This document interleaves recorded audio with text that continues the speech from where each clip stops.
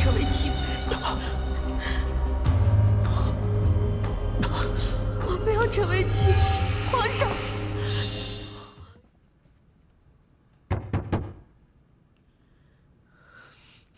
走开！我不是说了不要烦我吗？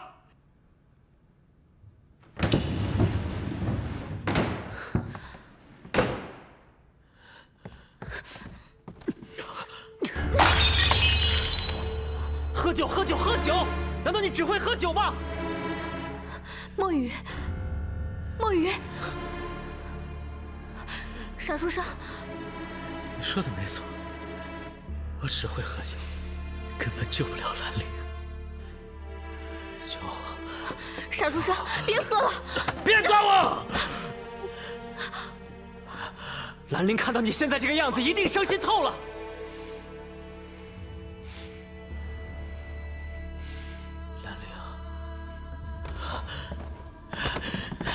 兰陵，你把兰陵藏哪儿去了？他去了汴州乡下的悲田坊。悲田坊，那不是收留孤儿的地方吗？原来姐姐去了悲田坊。我们从小无父无母，就是悲田坊收留我们的。后来，师父才从那里把我们接走。兰陵说，他想用生命最后的时间去帮助那些孤儿。 他还说，这一切都是从大大你这儿学来的，而你却在这儿消沉，任乾隆王为所欲为，置大唐百姓于不顾。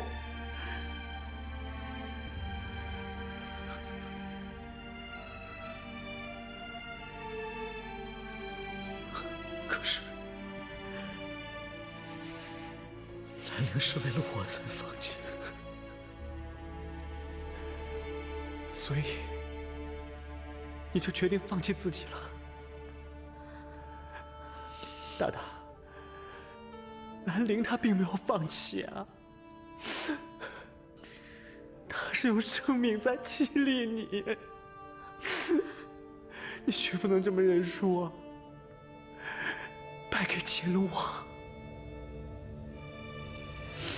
能做的事情还很多。 至少一个人，你早该去查，但你宁愿选择逃避。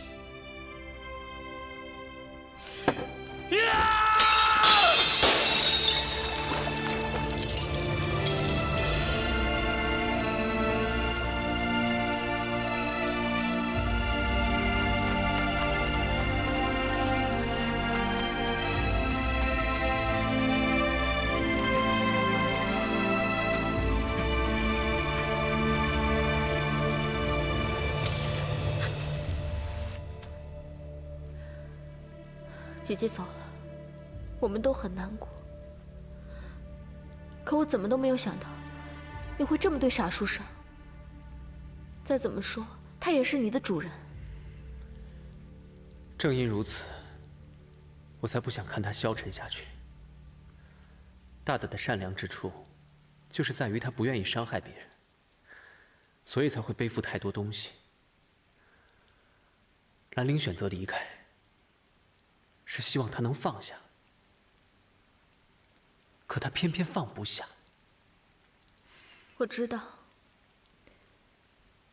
你在帮傻书生，也在帮姐姐。可是有些事情，你拿起来容易，放下就难了。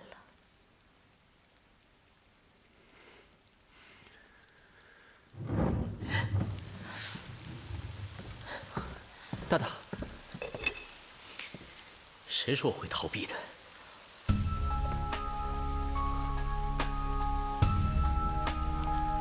我从慕容清那儿偷来的药渣，怎么，你没扔啊？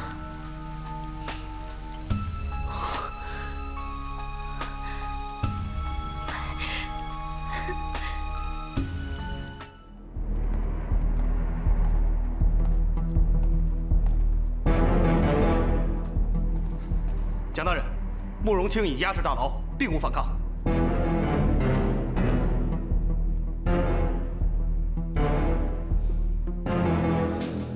退下吧。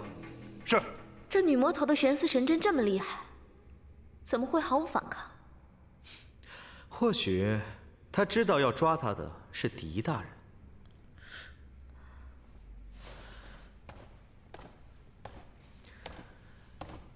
狄老弟，我知道这件事情对你来讲或许很难，你可以不用见他，审问一事交给浩辰就可以了。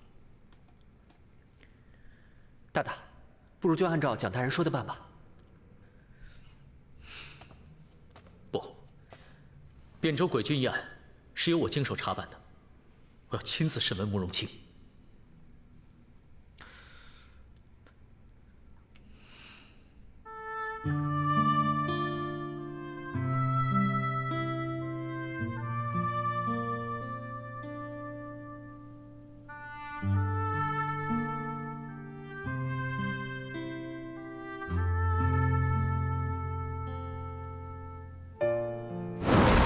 想喝醉吗？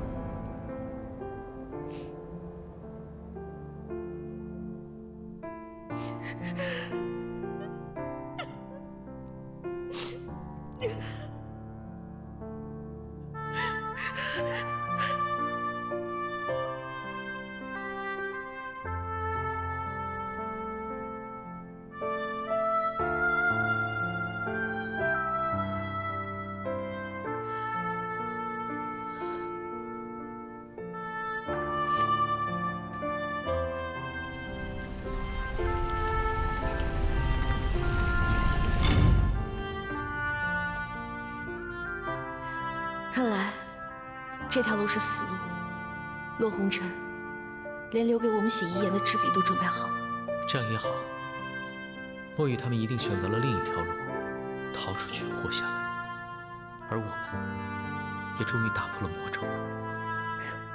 什么魔咒？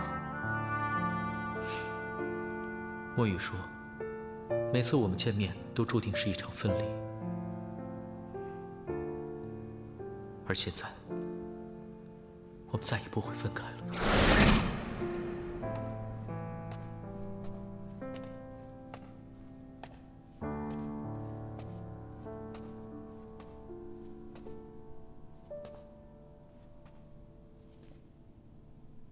青子，我们又见面了。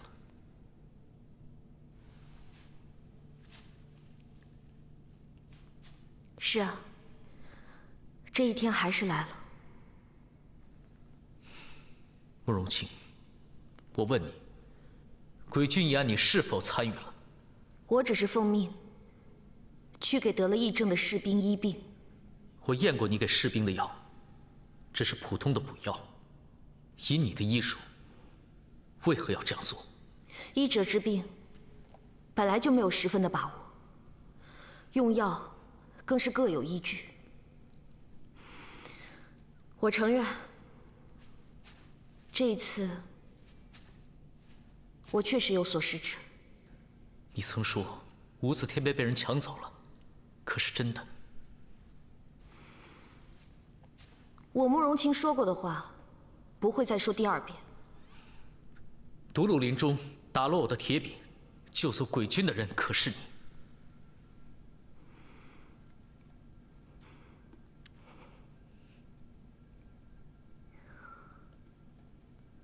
不是。好，慕容清，我最后问你，你可认识乾隆王？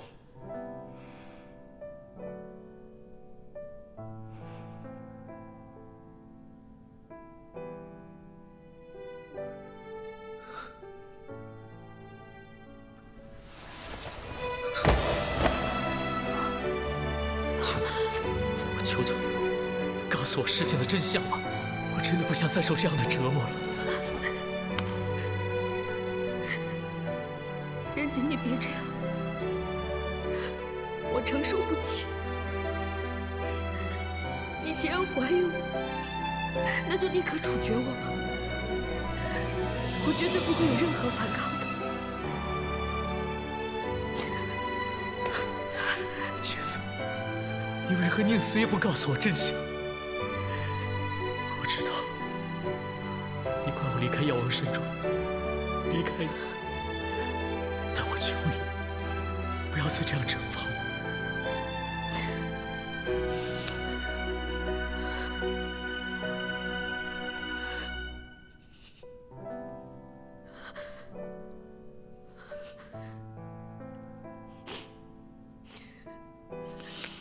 我能说的已经全部都说了，人杰。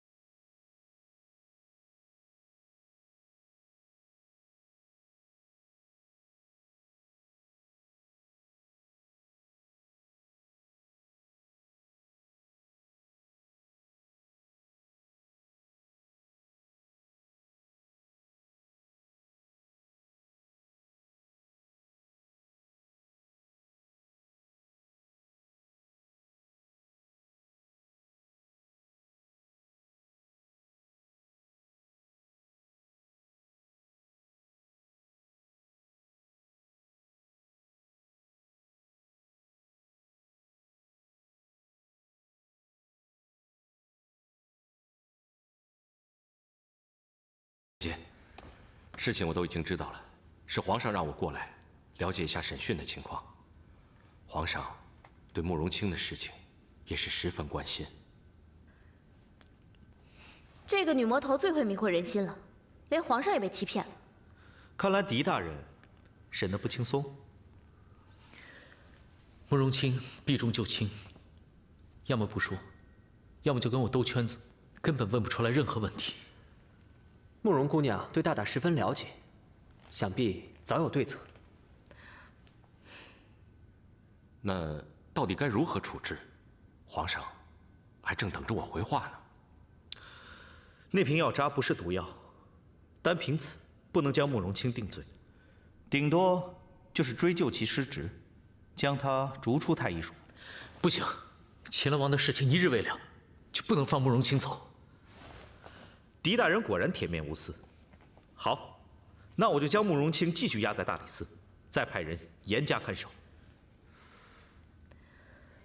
对了，江大人，人杰之前曾让申大人翻译无字天碑的碑文，可这碑文最后落到了乾隆王的手里，此事实在太过蹊跷。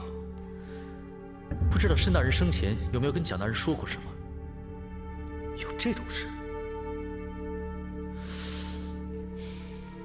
天机堂一直在搜寻红尘六绝的下落，可是申大人从未跟浩辰提起过无字天碑的事。报！大人，刚刚有人带来封信，让我交给大人。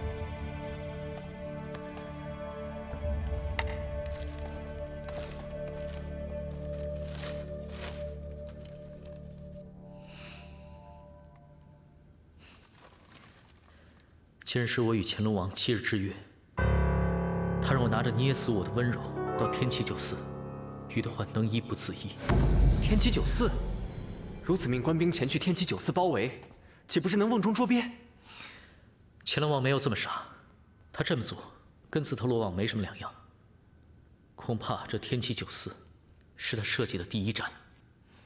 第一战？没错，他究竟会怎么做，我现在还不知道。但这交换的地点一定不是天齐酒肆。乾隆王这个人喜欢控制他人，我们恐怕真的要被他牵着鼻子走了。仁杰，我听你的话有危险的反而是我们。这接下来，你打算怎么办？既然乾隆王想要捏死我的温柔，我就给他。蒋大人，不知大理寺有没有长安城的详尽地图？有啊。我们看一下地图，四方四正，每一个角都有很明显的构造，而天齐九寺就在中间。洪杰、孟玉，这东边西边你们可都要看好了，你们俩是负责这个地方。蒋大人，这城外的所有兵和守卫的方式，可就全都靠你了。任杰就不会再管了。严大人，这就是任杰所说的计划。乾隆王既然决定出现，不可能毫无防备，他一定会想办法将我调开，单独会议。长安城虽然大，但道路方正，横竖不过300余丈，如同一个棋盘，每一处建筑也都有其具体的位置。马上通知长乐帮兄弟混入东西2室。墨玉、公金，带禁军跟着我。蒋大人带兵守住棋盘4周的6道大门，并在城楼上命士兵举旗传达号令。我会以横竖街道的数字打手势，来表明自己要去的具体位置。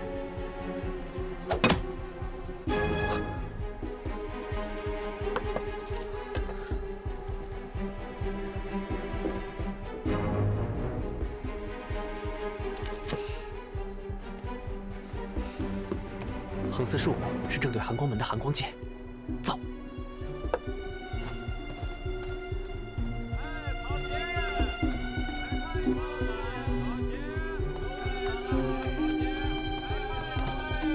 老板，可有4两5钱的东西吗？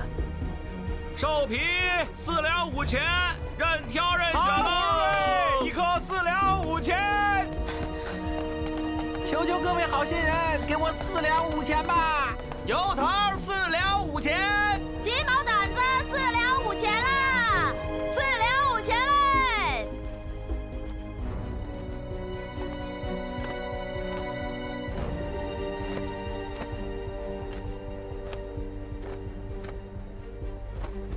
只要1两银子。不要，你看看吧。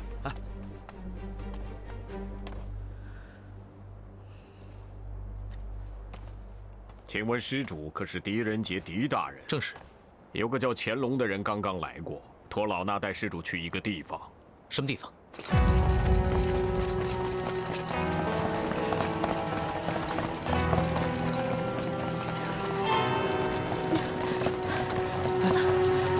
有没有看见傻书生？没有。他说过，一见到乾隆王就会想办法给我们发消息的。怎么现在一点动静都没有？难道我记错了？这里不是横四竖五的位置？横四竖五，是寒光街没错。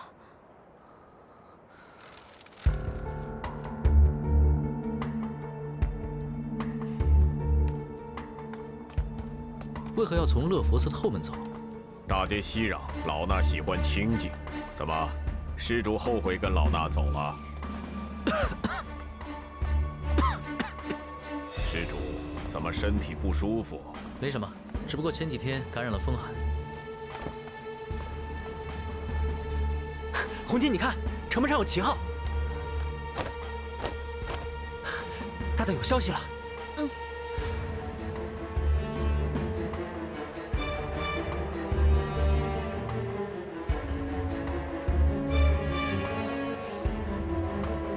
乾隆王，不愧是狄仁杰，什么也瞒不过你。你不是要跟我交换吗？没有必要跟我兜圈子。这是捏死我的温柔，能医不自医呢？我怎么知道是真是假？真正的捏死我的温柔只有一个，便是你狄仁杰。这一绝，只存在你的大脑里。那你怎样才相信？狄仁杰，我要你归顺于我，到时我不但会把能医不自医给你，甚至天下也可分你一半。天下是百姓的天下，不是你想分就分的。即便你分给我又怎样？让我归顺于你，休想！你错了，普天之下莫非王土，天下永远是一个人的，百姓只是用来治理的。而要治理天下，当然要先得天下。造福万民，不一直是你的梦想吗？高宗昏庸无能，根本不配做皇帝，为何还要帮他？当今圣上仁慈，你却为了一己之私而不择手段。凡事取之有道，不能一概以结论品评好坏。狄仁杰，你聪明正直，本是一个难得的人才，但你太过于忠，真是可惜，可惜呀！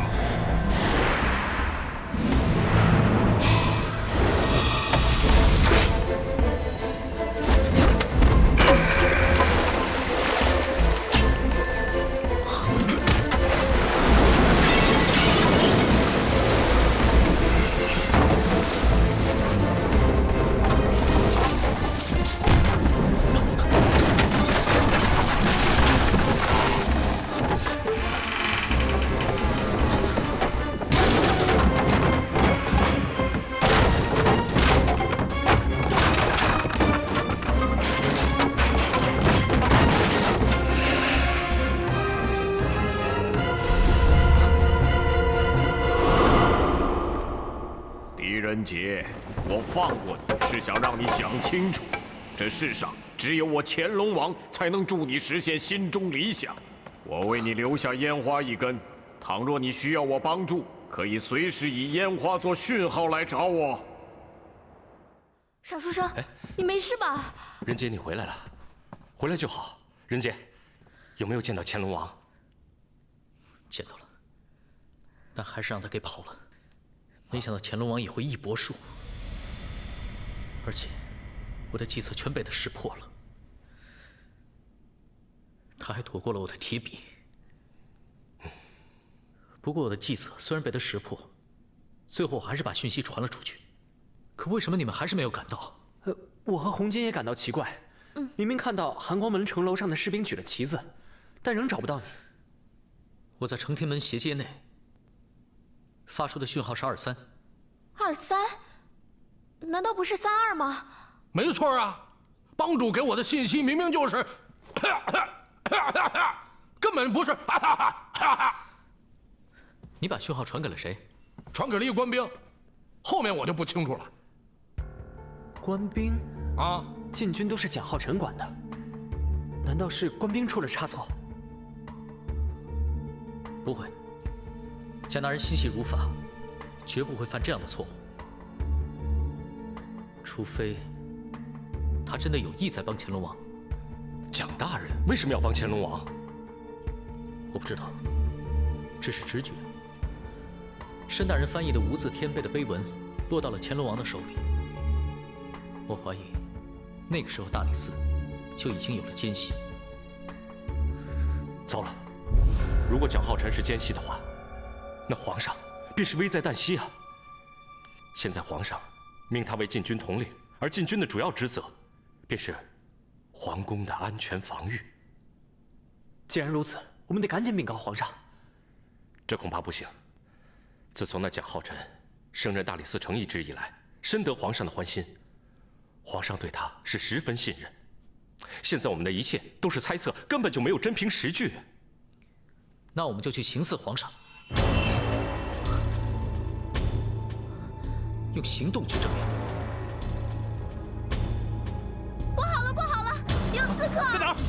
就在那边，好像是走，这边。走，快快！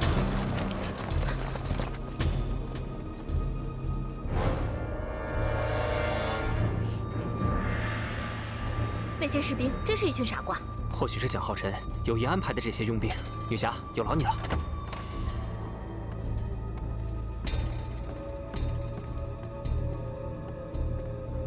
干什么的？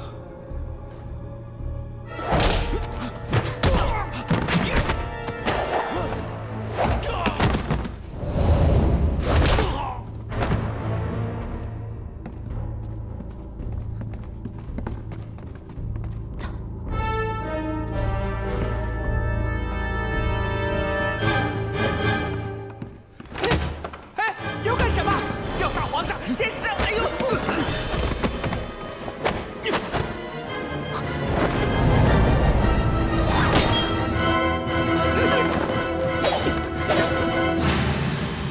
你是谁？来人呐，快来救朕！吊杀皇上，你们先杀了老奴！皇上在我手上，放下兵器！放下！放下！放下！放下！大胆刺客，你想干什么？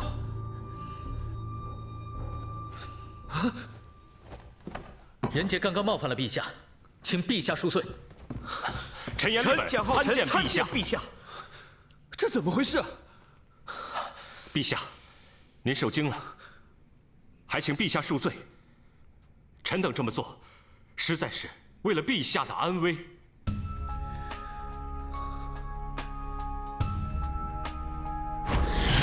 昨日，微臣和狄大人发现，宫中禁军防卫多处都有所疏忽，便去大理寺找到了蒋大人。禁军16位都是精心挑选过的侍卫，狄大人怎么会说我们防御不够严密，士兵疏于训练？你可否有证据？蒋大人若要证据的话，不如咱们今晚就试验一次，看看这禁军所谓的防守是否真的固若金汤。好，浩臣我也想看看狄仁杰能够在哪里找到漏洞。陛下，禁军16位，却有3万守卫在城门外，若是祸起萧墙，根本无法及时赶到。况且，宫中守卫层层分级，各宫之间也缺少联络机制。如果真的遇到突发状况，消息都难分真假。蒋大人让朕在万不得已的时候与侍卫互换，扮成太监逃走。朕本来以为是条妙计，没想到还是百密一疏。你们都起来吧。谢陛下。陛下，原来宫中守卫漏洞竟然如此之多。蒋大人，狄仁杰说的这些话，难道你就没想过？陛下，微臣护卫不力，还请陛下责罚。责罚？倘若今晚刺客不是狄仁杰，朕早就一命呜呼了。朕决定削去你的禁军统领之职。从今日起，禁军无论大小事务，一律交由狄仁杰处理。陛下，人家不能担当此任。禁军统领乃属兵部要职，故陛下应找一个带兵经验丰富的人任职，方能辅助。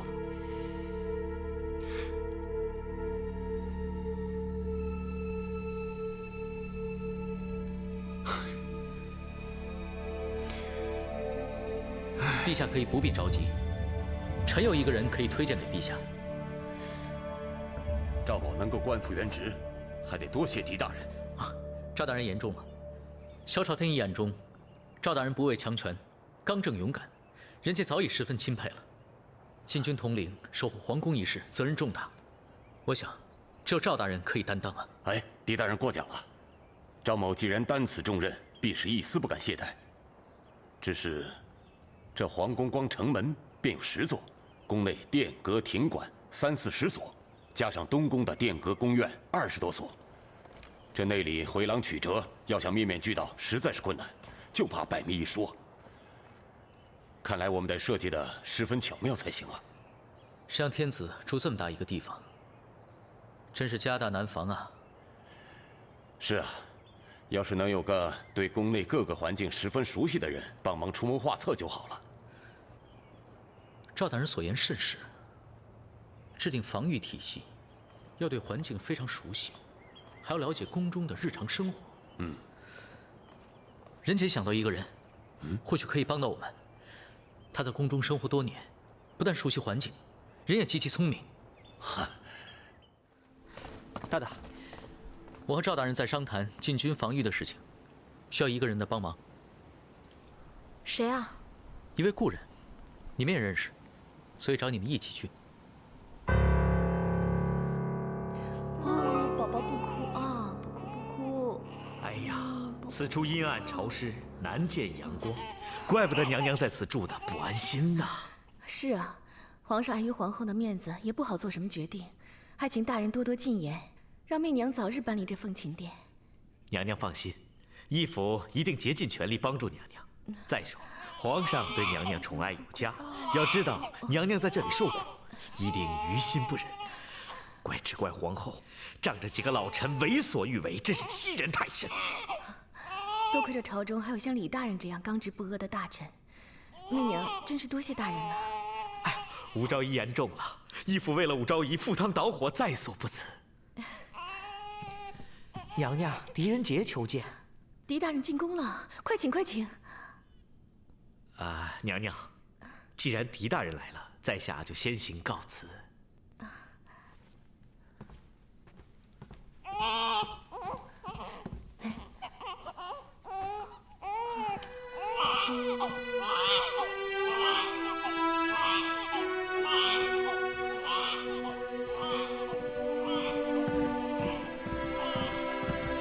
昭仪娘娘，墨雨，红巾，参见昭仪娘娘。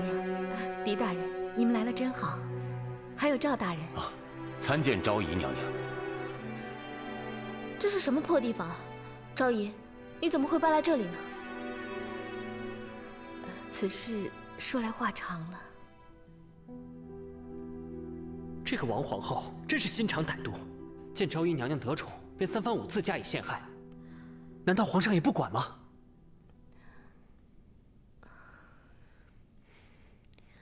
墨雨小哥不明白，后宫关系十分复杂，与朝堂势力盘根错节，有时就是皇上也没有办法。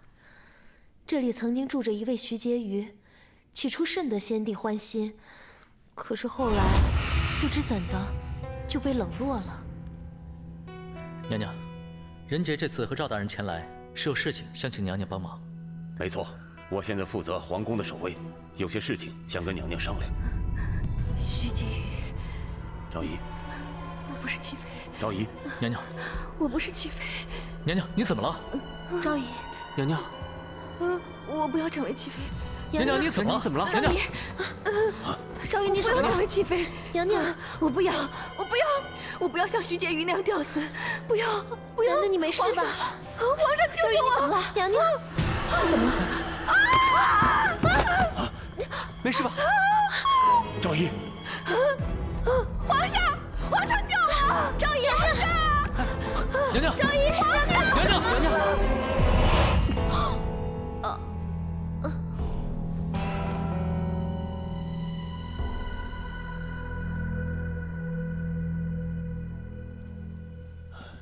狄大人，武昭仪这是怎么了？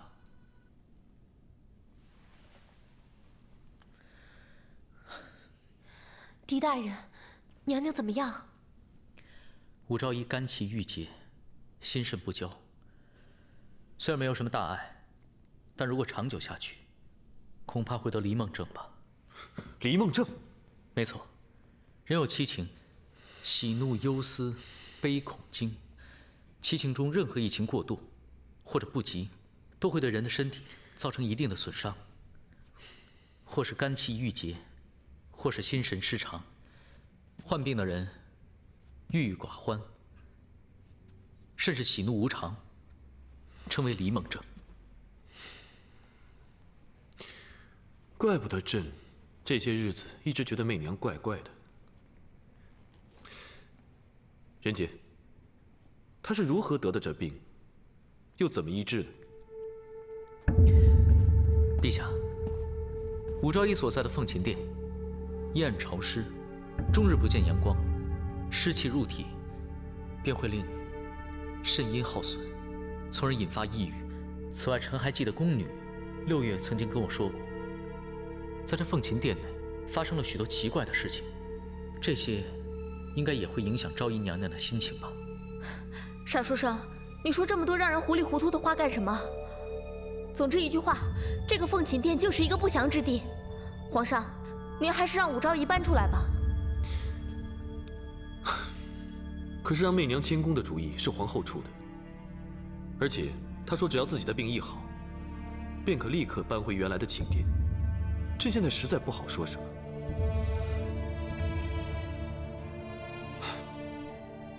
不如这样吧，朕命上宫局往凤琴殿送一些祛湿的银炭，还有提神的香料，至于媚娘，被那些怪事搅得心神不安。赵统领，臣在。朕命你带禁军10人亲自守卫凤琴殿，对每一个进出凤琴殿的人都要严密监视，务必要让武昭仪安心。臣领命。武昭仪现在如此情况，看来这皇宫防御系统的设计，就只能靠我们自己了。赵大人，凤琴殿一事，还请大人多多费心。狄大人，请放心，赵宝受皇上之命，不敢有一丝懈怠。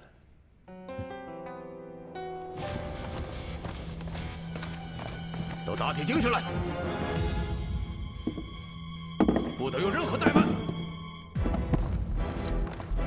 都打起精神。是。都盯紧了，仔细点。是。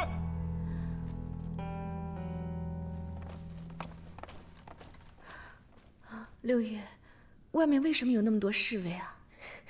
启禀娘娘，他们是皇上派来保护娘娘的。他们为什么要保护我？是不是有人要害我？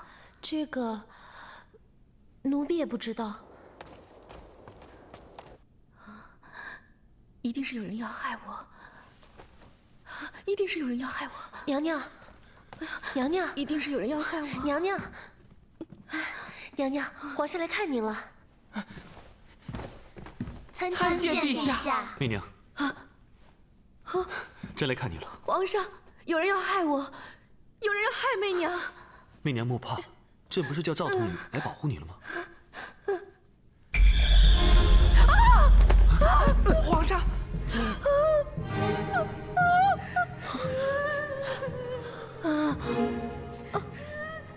是谁在哭？是谁在哭？来人呐！一定是鬼在哭，快把他给我掐死！来人呐！完了完了，媚娘疯了，快传御医！是，一定是有人要害我，一定是有人要害我。皇上，臣妾特命御膳房为您熬的参汤，趁热喝了吧，可以压一压惊。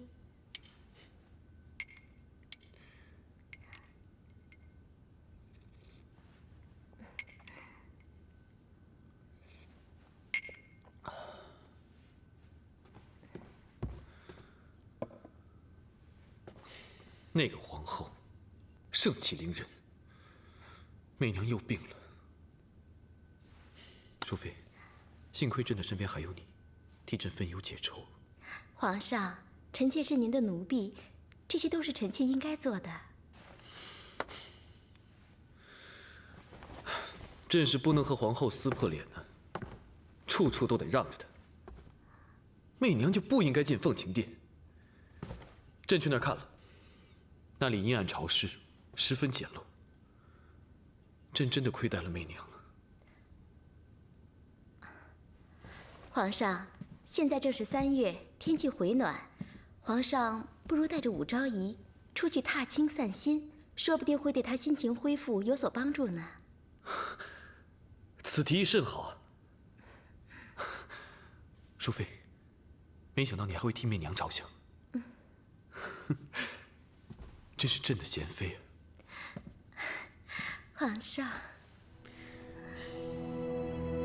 听闻武媚娘神志恍惚，元一道长的法术果然灵验。娘娘过奖，那妖女魅惑皇上，贫道只不过是替天行道。可朝中仍有些大臣为讨皇上欢心，站在武媚娘一边。他们都是没有背景的年轻士大夫。虽然暂时不成气候，但前途却无可限量，不可小觑。哼，本宫就不信，这个世上有人是不爱财不爱权的。哥，你在朝中这么多年，难道不知道忠心是可以用财权来收买的吗？报！启禀娘娘，皇上刚刚带着武昭仪出去踏春了。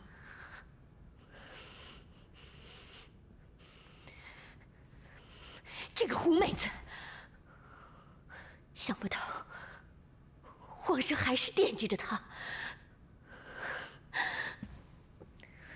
娘娘，现在可是最好的机会。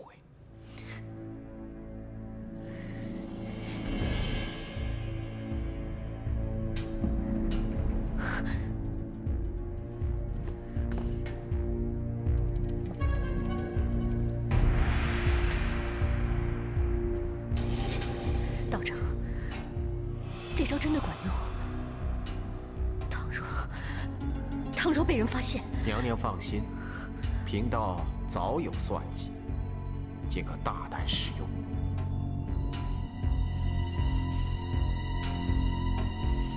哼，那些朝臣现在对武媚娘趋炎附势，不过是因为皇上还喜欢她。倘若她真的被皇上厌弃，看谁还会帮她？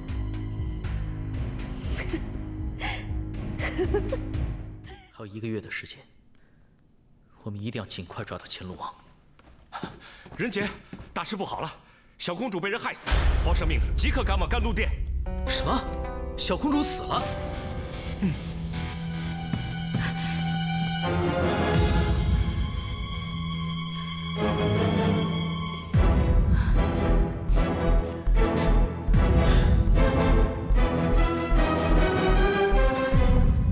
臣严立本，狄仁杰参见陛下。你们来了。狄大人，媚娘的小公主被人杀害了。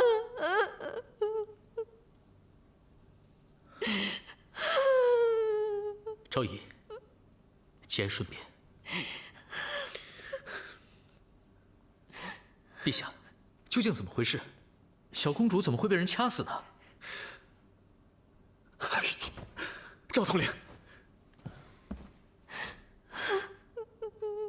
狄大人，此事说来有些蹊跷。今日昭仪娘娘与皇上出去踏春，午后王皇后来探望小公主，我一直跟在身后。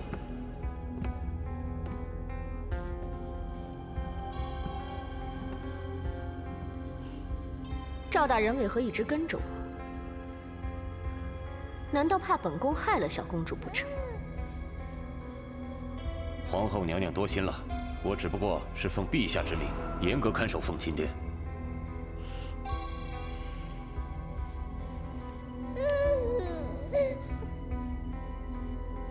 小公主真是可爱，让人爱不释手。赵大人忠心耿耿，恪尽职守。本宫定会禀告皇上，请皇上嘉奖赵大人。皇后娘娘过奖了，这是赵宝的本分。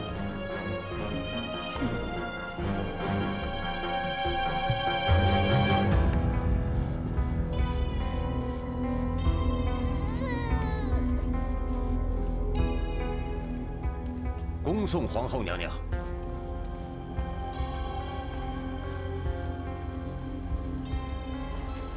王皇后走后，再无人进入寝殿内室。大约2个时辰后，昭仪娘娘踏春回来了。娘娘，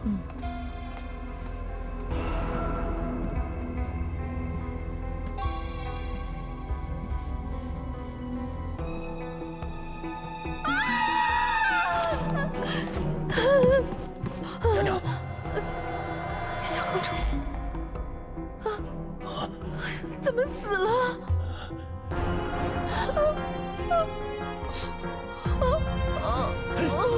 娘娘，娘娘，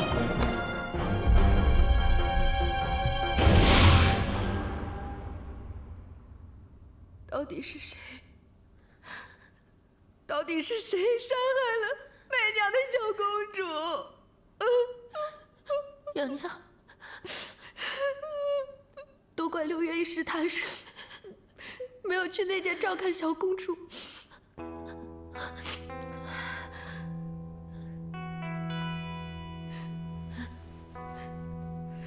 是你，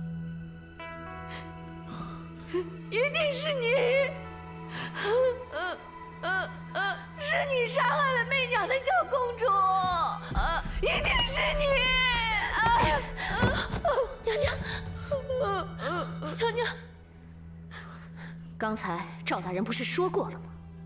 本宫离开时，小公主安然无恙。你凭什么说是本宫杀害小公主？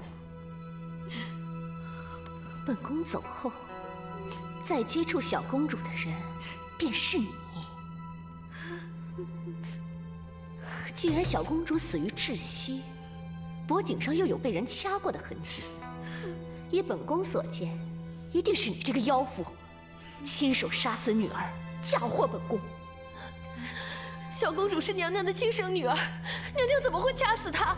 你这个小小的贱婢，这里何时轮到你说话？皇上，娘娘，吴昭仪一心想当皇后，为了要置臣妾于死地，竟然连自己亲生女儿的性命也不顾。这样狠毒的女子，陛下万万不可轻饶。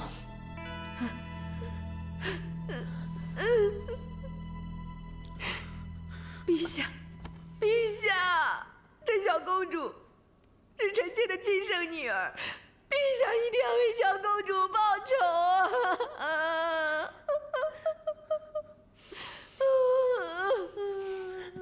陛下，此事颇有蹊跷，就交给人杰来处理吧。人杰一定将真凶绳之以法。好，朕就将此事全权交由狄仁杰处理。是。媚娘，来。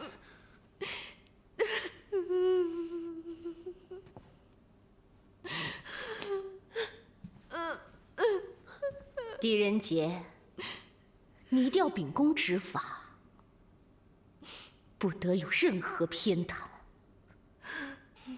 皇后娘娘放心，不管真凶是什么身份、什么背景，人杰毫不畏惧。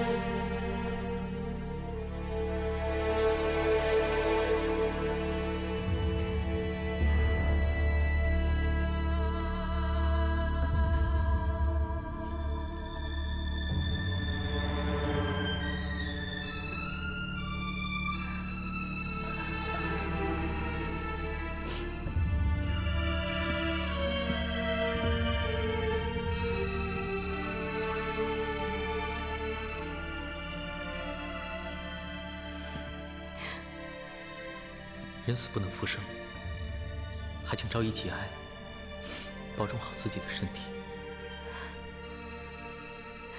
都是我这个做娘的不好，没有保护好她。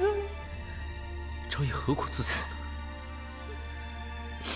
这凶手实在太狠毒了，连一个小婴儿都不放过。狄大人，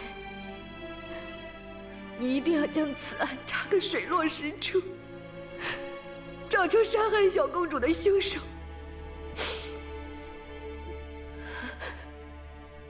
啊，对了，皇上撤走了赵统领的禁军，是不是怀疑媚娘是凶手啊？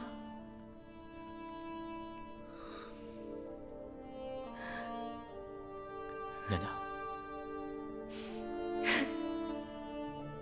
娘娘，皇上已经不喜欢我了，我真的成了弃妃了。赵统领宫中事务繁忙，皇上才将其调开，娘娘千万不要多心呐。小公主死的冤枉，人家一定会找出真凶，让她在九泉之下安心。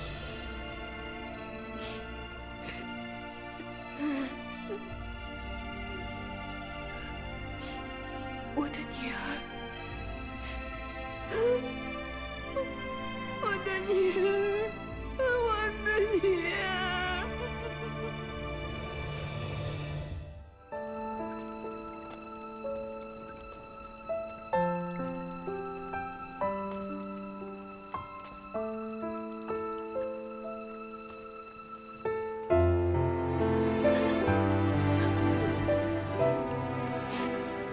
希望父亲放弃救我，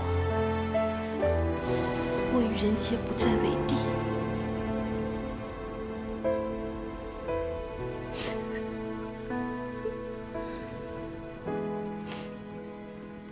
你在许愿吗？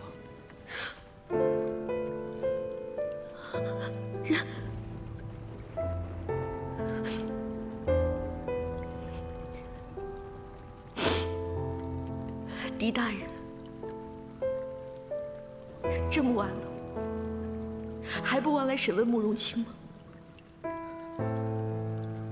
青子，我希望你可以明白，抓你是我的职责所在。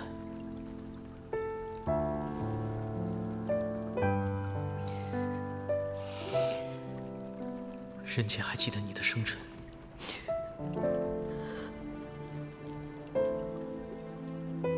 青子，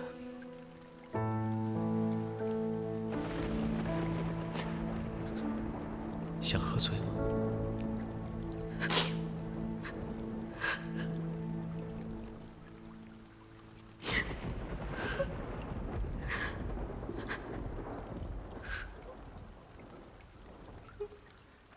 你许的什么愿吗？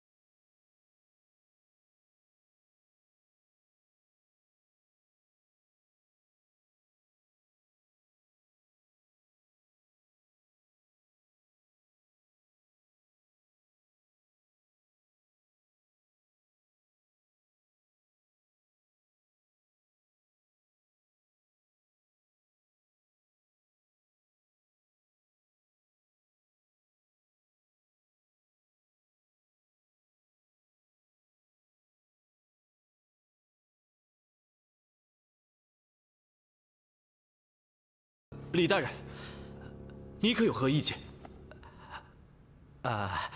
陛下，臣私下听闻，武昭仪自搬至凤琴殿后，神经错乱，时有幻觉，甚至还大叫着要掐死小公主。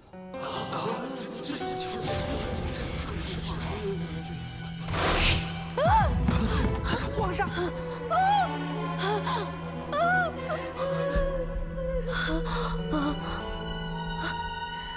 是谁在哭？是谁在哭？来人呐！一定是鬼在哭！快去把他给我掐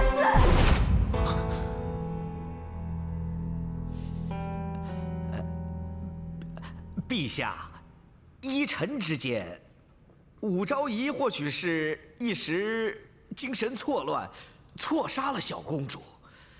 按赵统领口供，可判断为武昭仪杀死小公主不假。陛下应立即治武昭仪死罪。陛下，单凭赵统领的口供，并不能证明是武昭仪杀了小公主。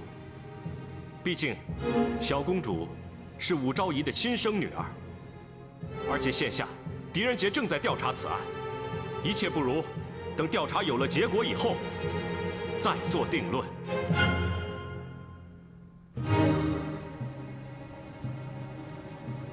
陛下，严大人所言有理，陛下何必着急下决断？狄大人或许会查出更多的线索，到那个时候，陛下再做决断也不迟啊。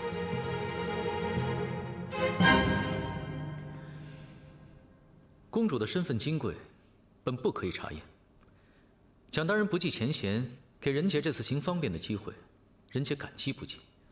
狄大人言重了，皇宫防御一事，幸亏你及早发现漏洞，否则万一出了什么事，浩辰我可难辞其咎。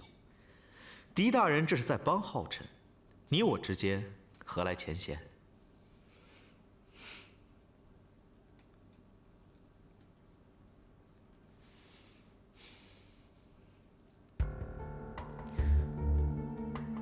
小公主已经死了1天了，为何颈上的痕迹还一直留着？奇怪，按常理说，这掐痕应该随时间的变化越来越淡，颜色绝不可能这么深。难道说，小公主不是被掐死的？很有可能，小公主被掐死或许只是假象，用来陷害武昭仪。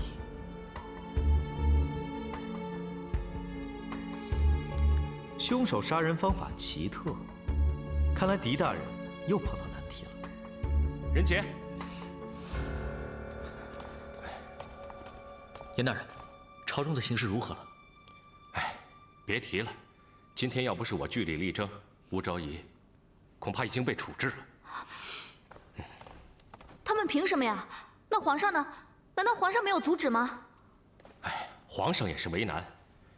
那长孙无忌和褚遂良在朝堂上咄咄逼人，还有那个李义府，以前一直是站在武昭仪这边，今天居然临阵倒戈，说是武昭仪神经错乱，失手杀死了小公主。真是太岂有此理了！朝廷斗争一向如此，在朝为官的，有几个不是见风使舵，为求自保，落井下石又算什么？狄仁杰，你拒绝在朝廷为官，真是明智之举。蒋大人一直选择中立，才真的是明智之举吧？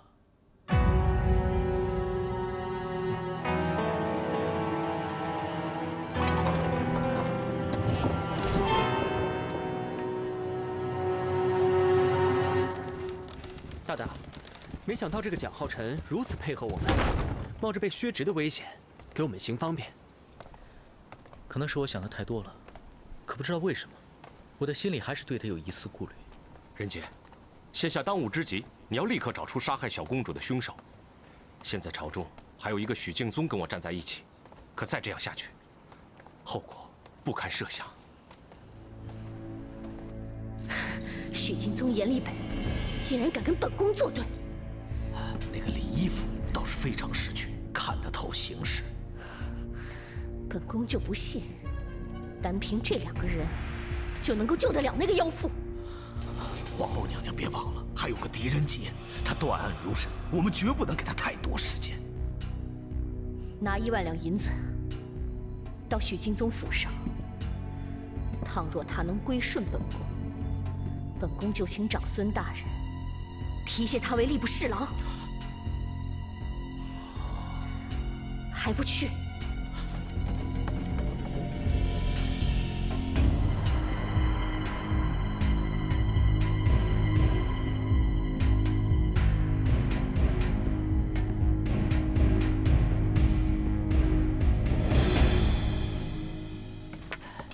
娘娘，上宫局的宫女送炭来了。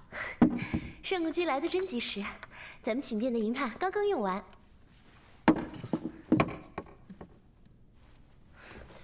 这是什么破炭？竟敢拿来给娘娘用？皇上不是一直让上宫局送银炭过来的吗？哼，最近梅雨季节，各宫各殿都需要送炭，上好的银炭已经送到了甘露殿和皇后娘娘的寝宫。你们凑合了吧，走。真是岂有此理！上宫局的人以前见了咱们都是毕恭毕敬的，现在看凤琴殿出了事儿，竟拿这些冒烟的破炭来糊弄我们，真把咱们娘娘当弃妃不成？弃妃，弃妃，娘娘，我不是弃妃，我不是弃妃，娘娘不是弃妃，我不是徐婕妤，娘娘不是徐婕妤，我不是徐婕妤。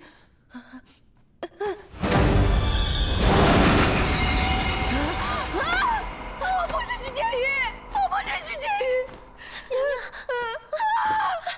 娘娘，我不是徐婕妤，我不是徐婕妤，我不是。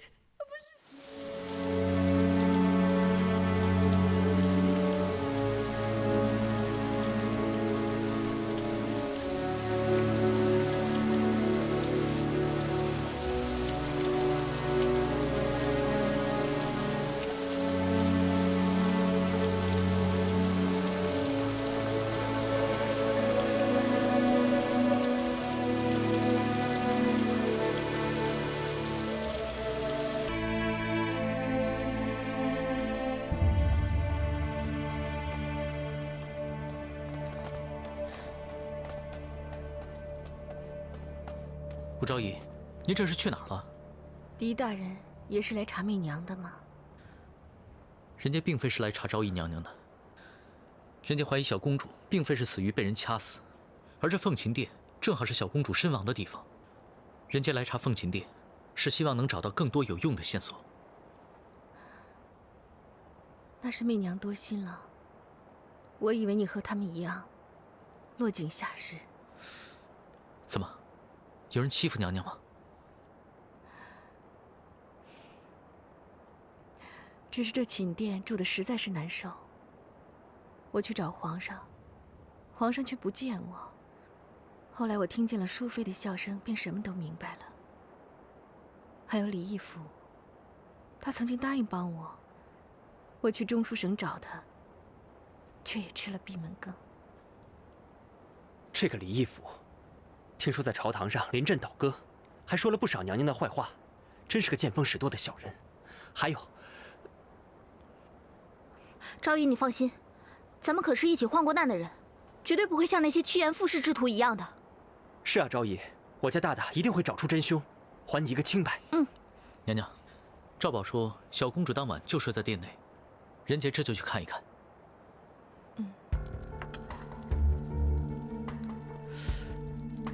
这炭炉的炭火，都是那些上宫局的人，见昭仪出了事，就拿这些冒烟的破炭来。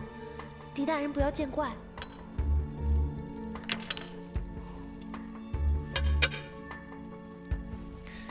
那小公主死的时候，这个炭炉是否就在这里？是的，春寒陡峭，凤琴殿不见天日，我怕它冻着，我就让6月把炭炉拿得离摇篮近点儿。小公主一出生便跟着我受苦，就是一天好日子也没过过。莫非大大认为小公主是被炭炉烧出来的浓烟给闷死的？我也听人说过，这烧炭炉的时候要开窗通风，若是门窗紧闭，人就会被活活闷死的。赵宝说，那天四周的窗户都是开着的，他可以清晰地看到大殿内的情形。如此说来，这凤琴殿的通风良好，小公主怎么可能因为烧炭而闷死？可验尸结果，小公主确实是窒息而亡。说也奇怪，赵将军说王皇后走后，这里没有任何人进来。若不是烧炭，小公主又是如何窒息而亡呢？会不会是那个弃妃的阴魂在作怪？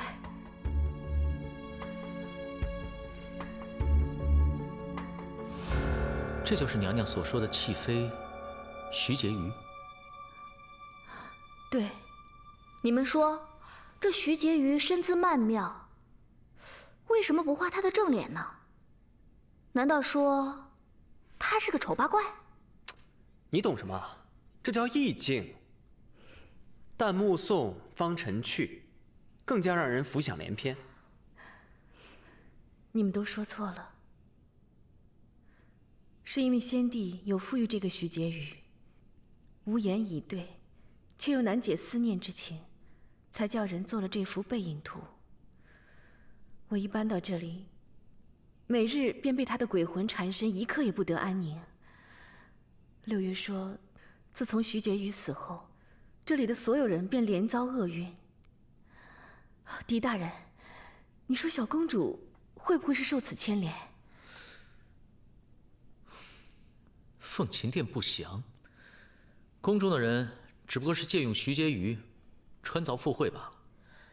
狄大人不可不信，奴婢跟娘娘好几次都看见了那徐婕妤的冤魂，她就吊死在那根船木上。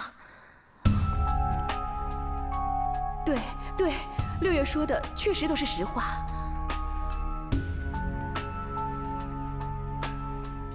温宇、洪金，今晚我们就住在凤琴殿。人杰就不信了，一个寝殿竟然能带给人厄运。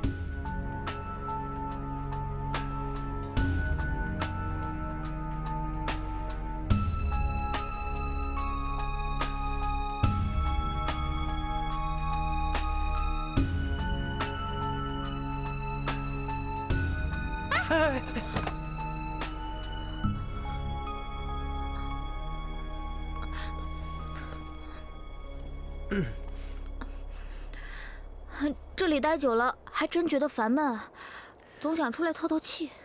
我也感觉一直觉得晕晕乎乎的。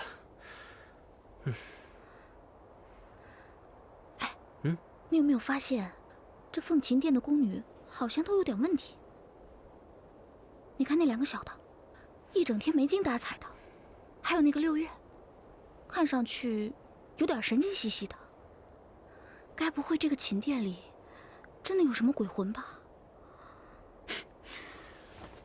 放心，有我墨雨在，就算有鬼也不会欺负你的。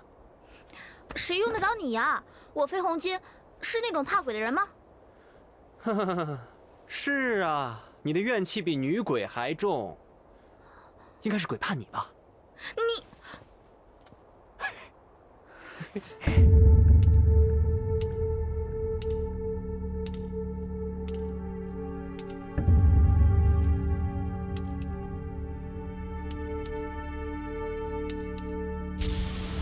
就说媚娘有急事。哎呀，皇上！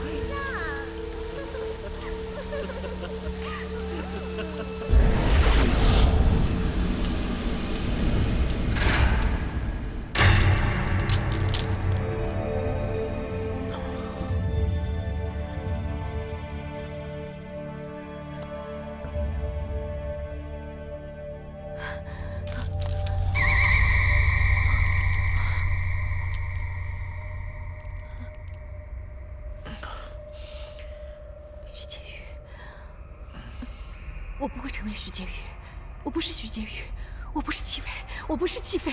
我不要成为戚妃，我不要成为戚妃。皇上，皇上，你为什么要抛弃我？为什么？为什么？为什么？狄大人，狄大人。为什么？为什么？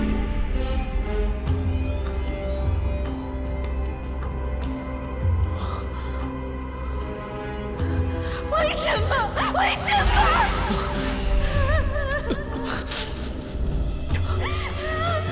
是不是徐婕妤又出现了？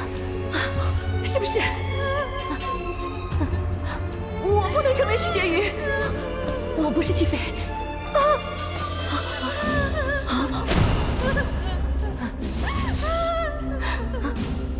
我不是戚妃，我不是戚妃，我不是徐婕妤。大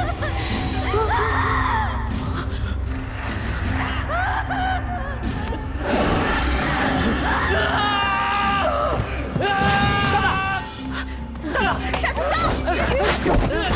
我不是戚妃，昭仪，娘娘，昭仪，徐婕妤，娘娘，你没事吧？昭仪，娘娘，昭仪，没事了，好，没事了，没事了，娘娘，没事了，昭仪没事了，没有事了，我不行，我不行，我不行，好了好了。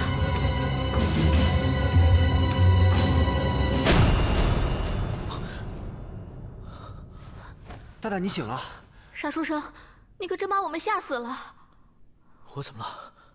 难道你什么都忘了？你刚刚在凤琴殿大叫着发疯，情绪都完全失控了。我在凤琴殿发疯？嗯。我都做了什么？大大放心，你没有伤到其他的人。幸亏我和红军及时进来，点了你的穴。哦，我想起来了，我好像见到了武昭仪说的那个徐婕妤。我的头昏昏的。我和红军当时也觉得昏昏沉沉，心情莫名其妙的觉得烦躁，所以才出去巡视的。没错，我们出去透了口气，才觉得好一些。这凤琴殿，难道真的是风水有问题？还是被下了咒？下咒？我也只是胡乱猜测的，我只是看到你和武昭仪那个样子，真的跟鬼缠身没有什么两样。大大还记得我们来皇宫第一次去凤琴殿的时候，你今晚的样子就和当时的武昭仪的情况一模一样。我一直觉得武昭仪是心情抑郁，得了离梦症。现在看来，这件事好像没那么简单。这世上根本没有鬼，也没有咒术。这凤琴殿一定另有隐情。这凤琴殿虽然环境不好，阴暗潮湿，但是也不至于使人抑郁到如此发疯的地步。何况你只是在里面待了3、4个时辰吧，又不像武昭仪那样长期住在里面。难道是中毒？什么毒能让人产生幻觉？这毒又是怎么下的？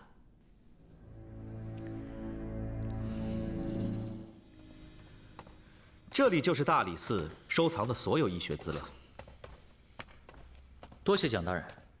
倘若可以查出凤琴殿里的毒源，这个案件或许还有转机。不过卷宗浩繁，我特地为狄大人找来一个帮手。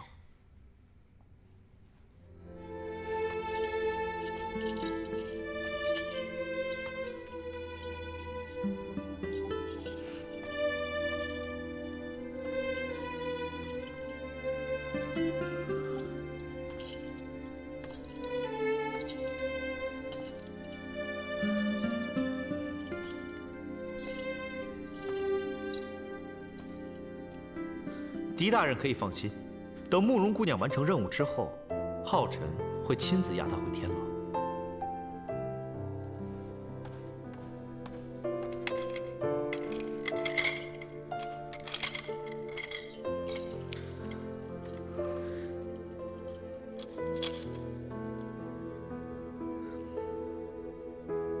你为什么愿意帮我？我现在不过是阶下之囚，有什么权利拒绝大理寺的要求？武昭仪是无辜的，你放心，我不会害她。我怀疑在凤琴殿内有可以让人产生幻觉的毒药，但现在却不知道害武昭仪的人究竟是如何下手的。凤琴殿，我曾经去过，那里阴暗潮湿，世间很多奇毒都是因环境而滋生，且四时皆有所不同。这部《本草经集注》共有7卷，乃南朝名医陶弘景所著。里面所记草木、玉石、虫兽，都是天然长成的，外间很难找到。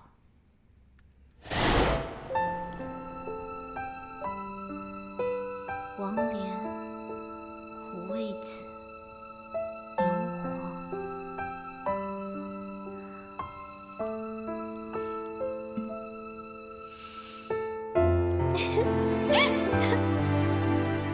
怎么样，好闻吗？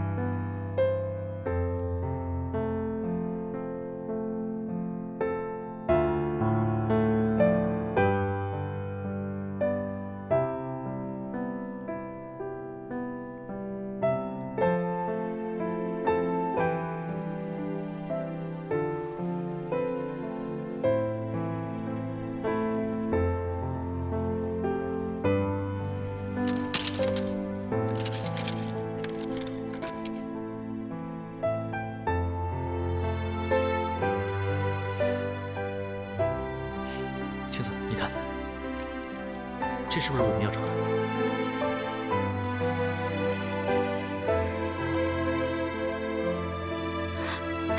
对，就是这个。就是它，终于找到了。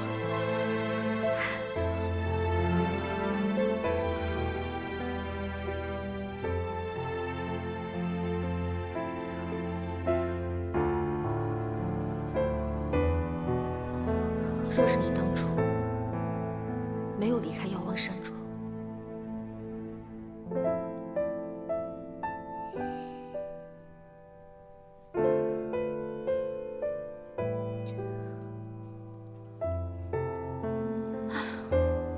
在这待久了真是不舒服。娘娘好像也病得越来越严重了，我们得打起精神来，万一出了什么事，怎么跟大大交代呢？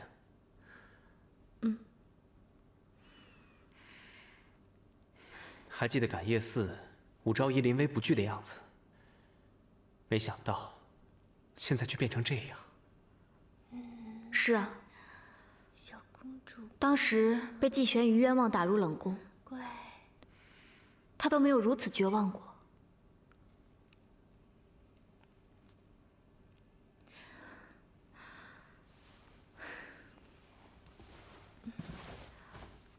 昭仪，休息一下吧。嘘，小公主睡着了，别吵醒她。你还我女儿！你还我女儿！娘娘，你清醒一点，小公主已经死了。不，我的女儿还活着。我的女儿还活着。我的女儿还活着。我的女儿还活着。我的女儿还活着。娘娘，我的女儿还活着。你中毒了，有人要害你，你不能再这样下去了，否则你的红儿、你的家人，全都难逃厄运。我的女儿没有死，我的女儿没有死。不，娘娘，我们这就把害你的东西找出来。大大，你找到凤琴殿的秘密了。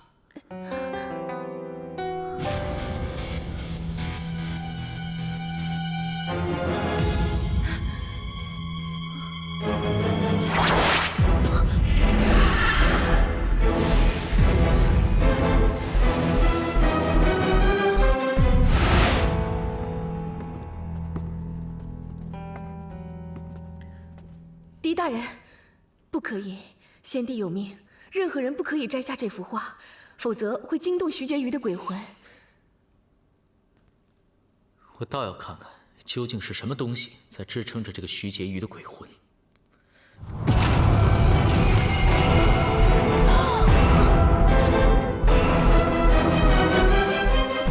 怎么会有这么多草菇呢？这些不是普通的草菇。我刚刚在大理寺查过，《本草经籍注》里记载着一种毒菌，它多生长在梅雨时节的阴暗潮湿处，可以令人产生幻觉，让人精神不振。我昨日开始便一直在这个殿内，所以我怀疑所有的问题都存在于这个殿内。这张画所遮蔽之处，相信最是阴暗，加上先帝的命令，没有人敢碰它。所以很难被发现。昭仪每晚都睡在这里，难怪病得如此严重，而外面的宫女只是精神不济。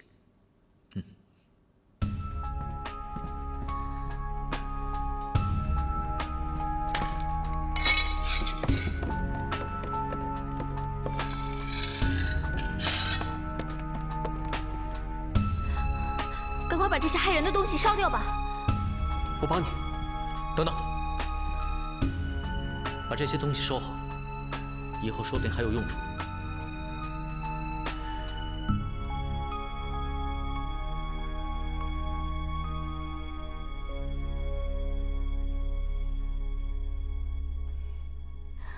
谢谢你，狄大人，又救了媚娘。既然是仁杰救昭仪回宫的，那仁杰就有这个义务，护昭仪周全。只是皇宫里凶险万分，昭仪一定要先振作起来。一开始是王皇后让我搬来这凤琴殿，看来他早就布好局，想要害我。这么说来，小公主很可能是王皇后杀的。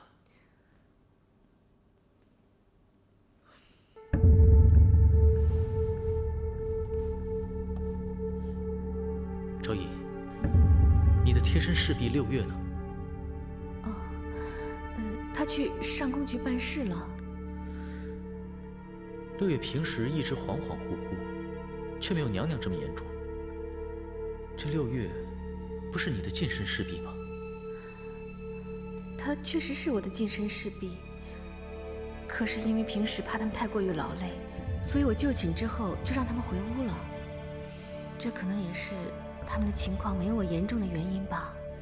娘娘，今天的事情只有我们两个人知道，现在是非常时期，为了避免意外发生，还是请娘娘继续装疯卖傻，以免打草惊蛇。大大，傻书生，你们可把东西都收拾好了？收好了。不过你要这些有毒的草菇干什么？你们可否愿意跟我冒一次险？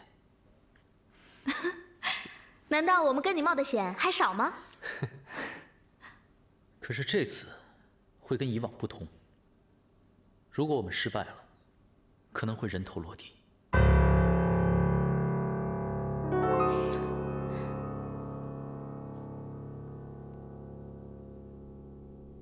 景宗对狄大人仰慕已久，早就想到驿馆来看望狄大人了。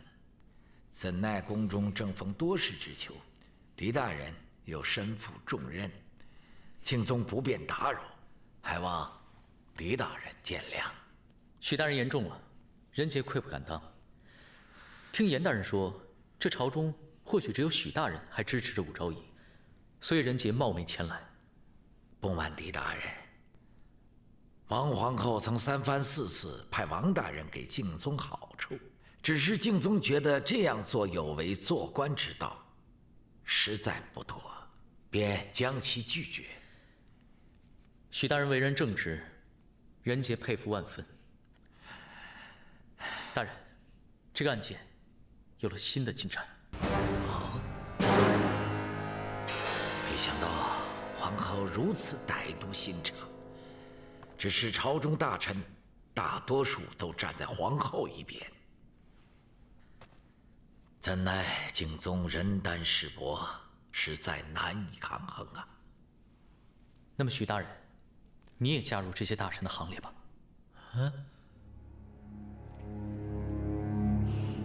前几日本宫请大人来，大人不来，怎么今天自己跑来见本宫了？娘娘，敬宗想明白了。俗话说，良禽择木而栖，良臣择主而事。娘娘乃是后宫之主，太子的母后，敬宗没有理由不为娘娘办事。你这话可是出自真心啊。那为何之前又拒绝本宫呢？啊，娘娘息怒，敬宗以前一时的糊涂，以为皇上宠爱武昭仪，不敢得罪他。现在敬宗知道了，那武昭仪不过是只纸老虎，势单力薄，根本成不了气候。他哪能跟娘娘您比呀？出身显赫，母仪天下呀。现在醒悟，也还不算晚。皇后娘娘宽宏大量，敬宗感激不尽。今后敬宗当为皇后娘娘效犬马之劳。起来吧。谢娘娘。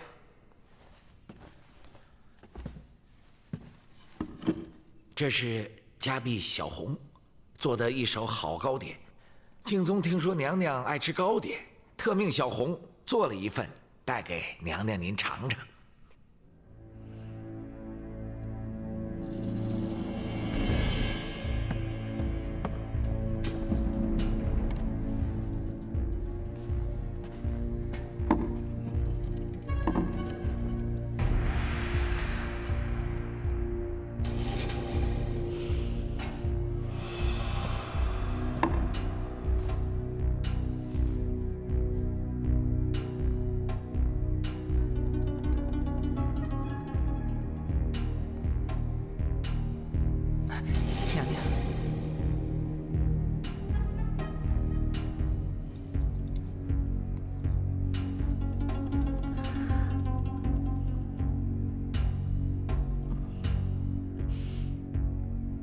想不到你府中竟有手艺如此好的婢女。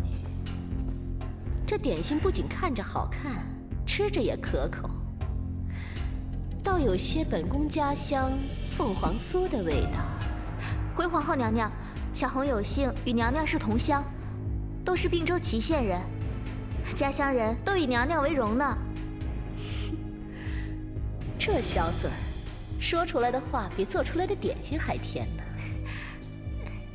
小红谢娘娘称赞。娘娘如此喜欢小红，景宗就把她献给娘娘吧。能够服侍皇后娘娘，是小红三生有幸。好，起来吧。谢娘娘。许大人一番心意，本宫就领了。焦进，娘娘，带小红去上宫局，挂名领牌。是娘娘。